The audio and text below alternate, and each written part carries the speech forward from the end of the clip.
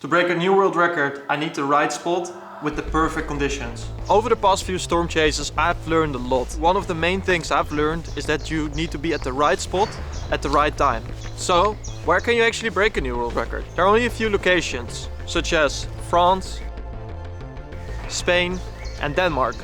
But what I think is that there are more, but they are just not discovered yet. A place where it's very windy, where there are big waves, and where there's cold, punchy air. After doing some research, I figured out Iceland has exactly all these things. Iceland. Just kidding. Where can we actually find a kite spot in Iceland? First, we're gonna check for existing kite spots on Iceland using the Woo app, because Woo basically logs almost every session that's out there. Second, what we will do is we're gonna check Google Maps to find the best beaches or the best lagoons on Iceland, so we know if there is a potential kite spot. And then on third, we're gonna check out Google Earth to see if there are any dangerous objects or any objects that can obstruct the wind. And the last thing we will do is check if the waves are good. How can we check if the waves are good? What we will do is we're gonna check out the ocean floor. How deep is it close to the beach? And what's the tide difference at the spots we're gonna check out. First things first, let's check out the Woo app. What I know is that Ivar and his mates had one hell of a storm chase to Iceland. Let's check out where he jumped at, because that's some very valuable information we can use to our advantage. What I will do is just open up the Woo app, look for the spot at hand. I also already know where it is. It's at the south side of the island. It's right here, I think. Leaderboard, let's see. Yeah. Pretty insane leaderboard. And they completely smashed it. So it looks like a good spot. But let's see if there are any other spots as well close by that we can also potentially kite. I also called with him and he said there was a lot of current at this spot, so I'm not entirely sure if it's the best place to kite. Okay, this is also a good spot. It's close to Reykjavik and there's a lot more information about this spot as well. Woo provides you with basically a lot of analytics of the spot itself, what wind direction you can ride at the spot, which is very useful.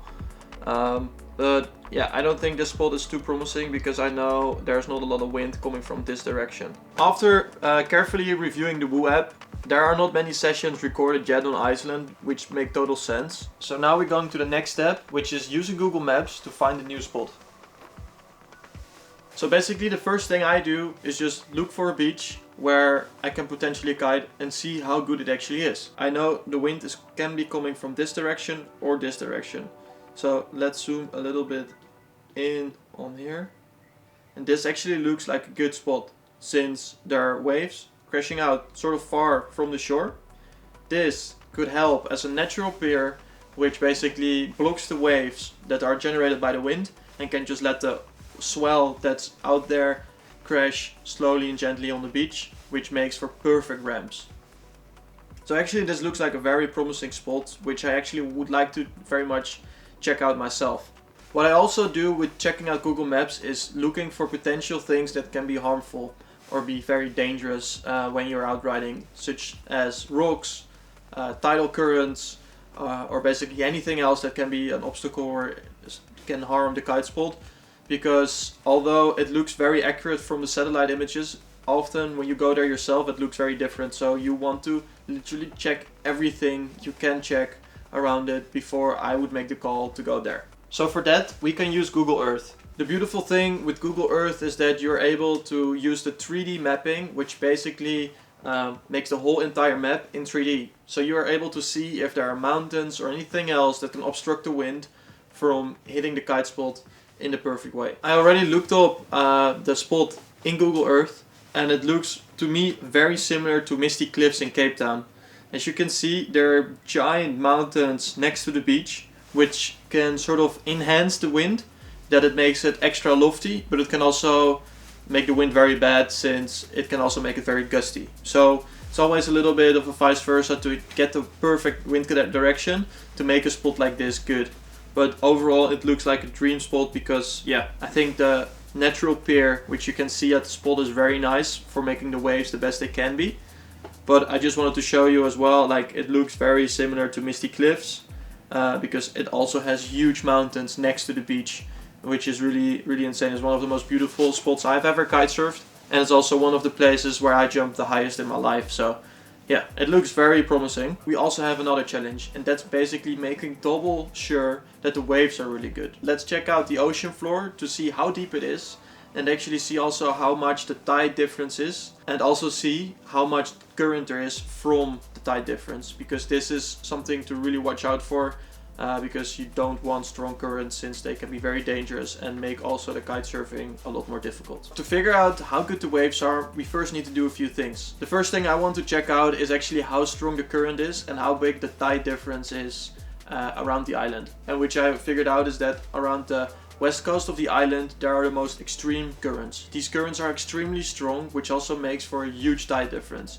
Luckily we are from the southeast side of the island, so we don't really have much issue with that, so that's good. But the tide difference and the current that the tide delivers doesn't say everything about the waves. So that brings us to the next step. I want to know how steep the waves can be. So the next thing that we need to do is actually check how quickly it gets deep into the ocean.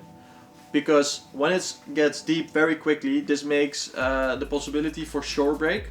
I'm not expecting shore break at this spot, since yeah, you see a lot of waves on Google Maps, but also when it gets suddenly deep outside the coast, it can basically mean that you get really thick, steep waves that can literally kill you. So we don't want that. We want gentle, big waves that don't break hard and quickly. After doing some research, I figured out it looks pretty similar at Zee in the Netherlands. This means it gets up to 20 meters deep, roughly 1.5 kilometers outside the coast, and it gets gradually more shallow. And this is very good because I know the Zee waves, and I'm not saying that these waves will be similar, but they are not very thick.